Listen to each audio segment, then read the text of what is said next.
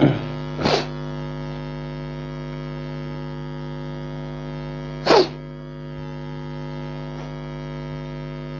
दोस्तों, तो आज की क्लास में आप सभी लोगों का स्वागत है। तो आज की क्लास में हम लोग यूरोपीय कंपनी के आगमन के बारे में चर्चा करेंगे।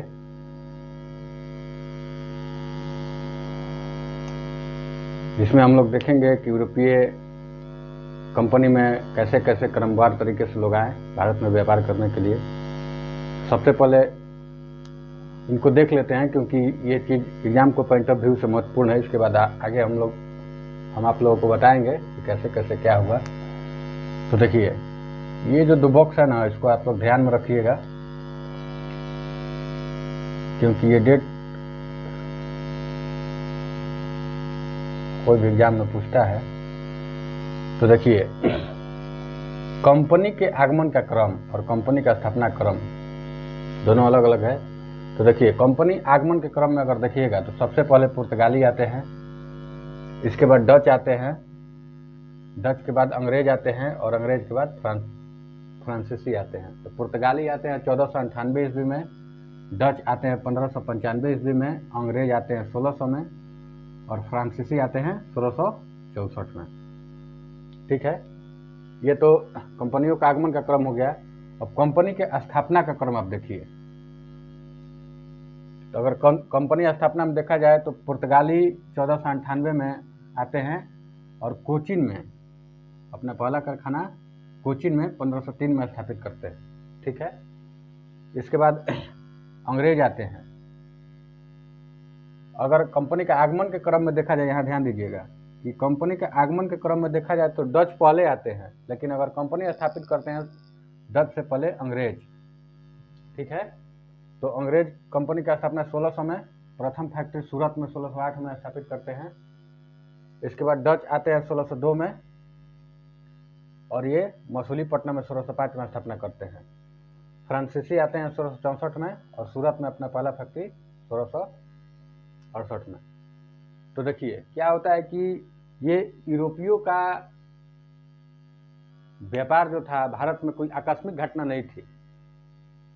भारत से पहले भी लोग यूरोपवासी पहले से भी भारत से व्यापार करते थे और उस समय व्यापार स्थल मार्ग से हुआ करती थी।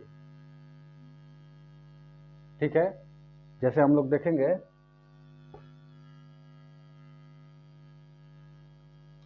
ये हुआ वर्तमान भारत का क्षेत्र और अफ्रीकी तट ये हुआ, और यहाँ से पुर्तगाली आते हैं। ठीक है, तो पहले पूर्व के देशों के साथ व्यापार होता था स्थल मार्ग से। ठीक है, जो कि 1453 में घटना होती है, जिसमें उस्मानिया सल्तनत द्वारा 1453 ईस्वी में कुस्तुतुनिया पर अधिकार कर लिया जाता है। ठीक है, उसी के क्रम में जब ये लोग कुस्तुतुनिया पर अधिकार कर लेते हैं, तो कुस्तुतुनिया पर अधिकार जब कर लेते थे तो पूर्व के देशों के साथ व्यापारिक रास्ता जो होती है अवरुद्ध हो जाती है, यानी कि बंद हो जाती है। तो उसी समय क्या होता है ना कि यूरोपीय क्षेत्र में भौगोलिक पुनर्जागरण का दौर स्टार्ट हो चुका होता है। जैसे नाव बनाने का प्रक्रम, दिशा सूचक यंत्र का प्रक्रम, ये सब चीज़ों का आविष्कार वहाँ होना प्रारंभ हो गया था। ठीक है, तो उसी समय ये लोग व्यापार के क्षेत्र में समुद्र के रास्ते से इन्होंने आना प्रारंभ किया। तो उसी के क्रम में सबसे पहले 1492 ईस्वी में कोलंबस नामक एक व्यक्ति यहाँ से निकलते हैं भारत की खोज के लिए, लेकिन ये इस रास्ते में आगे की तरफ चल जाते हैं, जो कि आगे चलकर अमेरिका की खोज कर डालते हैं। ठीक है, और यहीं से पुर्तगाल से 1498 ईस्वी में वास्को डी गामा नाम का व्यक्ति होता है, जो कि अफ्रीकी तट से होते हुए और भारत के कालीकट बंदरगाह पर पहुंचता है, जिनको रास्ते में सहयोग एक गुजराती पथ प्रदर्शक अब्दुल मजीद की सहायता प्राप्त होती है। और जब ये कालीकट पहुंचते हैं तो यहाँ एक हिंदू शासक जमोरिन होते हैं, जो इन्हें यहाँ पर आते हैं तो इनको स्वागत करते हैं। ठीक है, तो आगे के क्रम में हम यहाँ तक हम लोग ने देख लिया। इसके बाद हम चर्चा करेंगे वास्को डी गामा के बारे में। ठीक है, जो जिनका नाम यहाँ हमने बताया, तो वास्को डी गामा के बारे में हम लोग समझेंगे। तो देखिए, वास्को डी गामा सर्वप्रथम 1498 में भारत की खोज के लिए निकलते हैं। भारत की खोज करते हैं 1498 ईस्वी में। तो जैसे ही ये आते हैं यहाँ से व्यापार कर, मतलब कि यहाँ से वस्तु ले जाते हैं। जब यहाँ से वस्तु को लेकर यूरोप जाते हैं ना, तो वहाँ पे इनको मतलब कि अगर रास्ते का आने जाने का खर्च भी जोड़ लिया जाए तो उन सभी को छोड़ करके इनको 60 गुना ज़्यादा मुनाफा होता है जब यूरोप जाते हैं। तो जब ये इस चीज़ को जब यूरोपवासी देखते हैं, उन लोगों में व्यापार करने की होड़ मच जाती है, कंपटीशन पैदा होने लगता है कि हमको भी व्यापार करना चाहिए। ठीक है, तो फिर एक दूसरे व्यक्ति आते हैं जिनका नाम होता है, ये 1500 ईस्वी में आते हैं, जिनका नाम होता है पेड्रो अल्वरेज कैब्राल।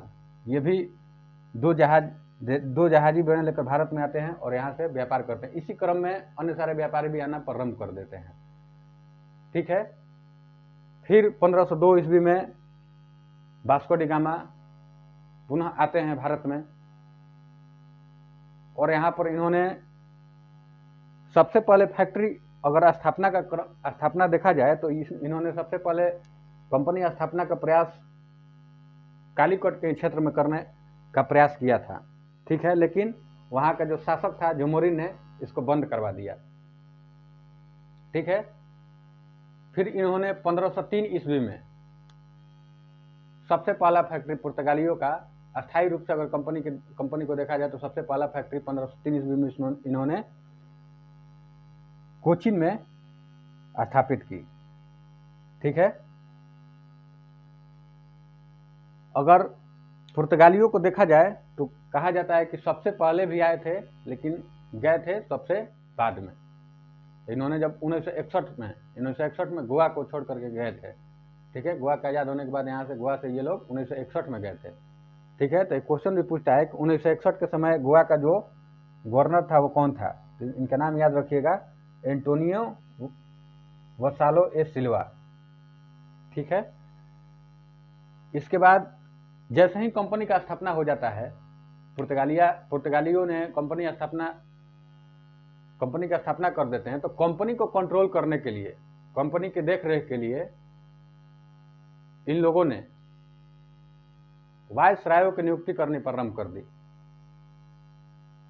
इसी के क्रम में सबसे पहला वायसराय होता है फ्रांसिस्को डी अल्मेडा, जिनका कार्यकाल होता है 1505 से 1509 ईस्वी। ठीक है, तो जब फ्रांसिस्को डी अल्मेडा आते हैं तो इनका क्या क्या कार्य रहता है, जिनको हमने बोर्ड पर शॉर्ट आउट किया है। देखिए, पहला इनका कार्य था कि इन्होंने ब्लू वाटर पॉलिसी का प्रारंभ किया था। फ्रांसिस्को डी अल्मेडा जो थे, इन्होंने ब्लू वाटर पॉलिसी का प्रारंभ किया था। ठीक है, 1508 में चोल के युद्ध में गुजरात के शासक से संभवतः परास्त हुआ। तो देखिए, याद रखिएगा, चोल का युद्ध कब हुआ था, तो 1508 ईस्वी में हुआ था। किनके बीच हुआ था, तो गुजरात के शासक थे और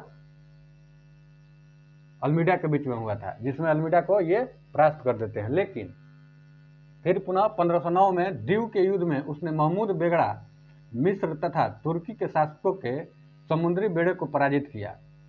ठीक है, 1509 ईस्वी में इन्होंने दीव के युद्ध में उसने महमूद बेगड़ा मिस्र तथा तुर्की के शासकों को समुद्री बेड़े को क्या किया, तो पराजित कर दिया।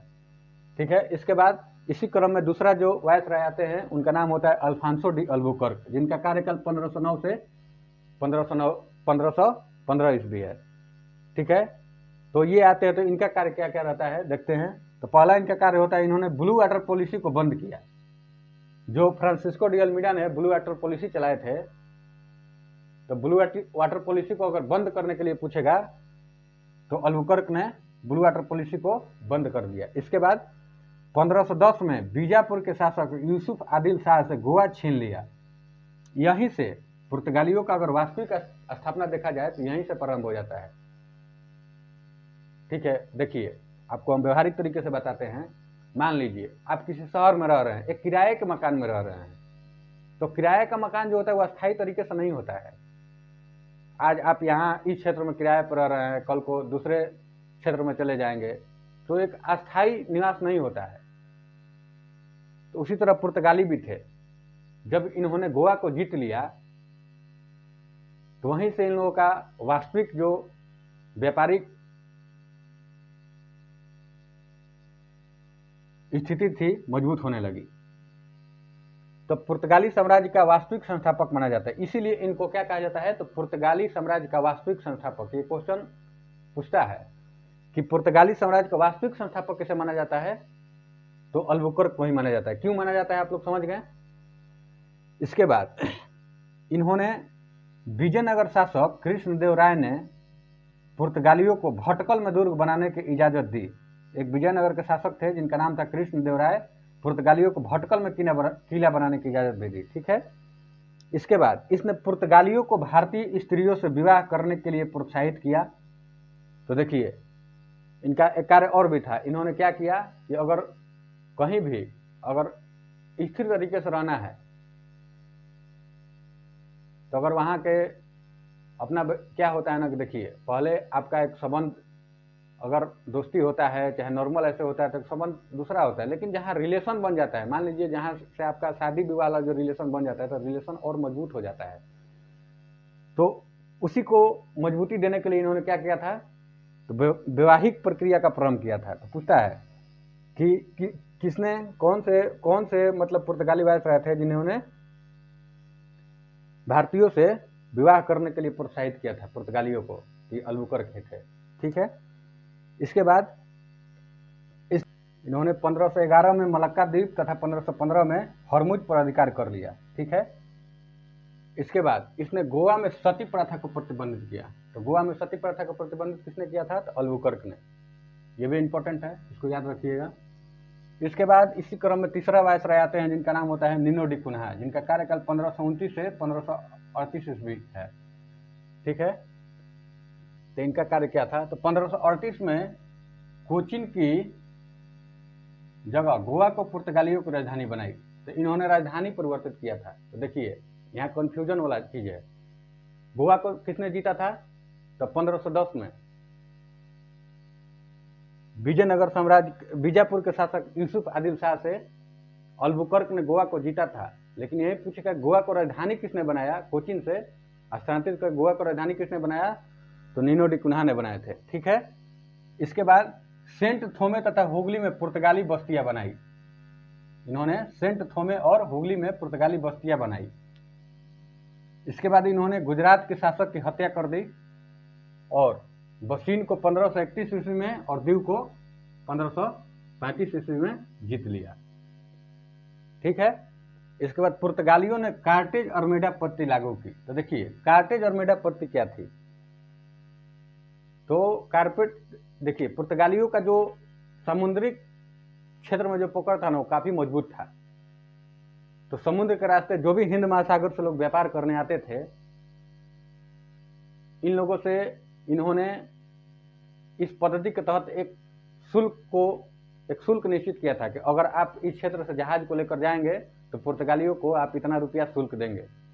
ठीक है। जैसे क्या होता है, जैसे देखिएगा आप बस स्टैंड में या टेम्पू स्टैंड में नगर पालिका लगता है, तो अगर आप ऑटो या बस को अगर खड़ा करेंगे तो उसके लिए एक वहाँ व्यक्ति होता है जो कि नगर पालिका का तस्सीली करता है, एक शुल्क निश्चित होता है।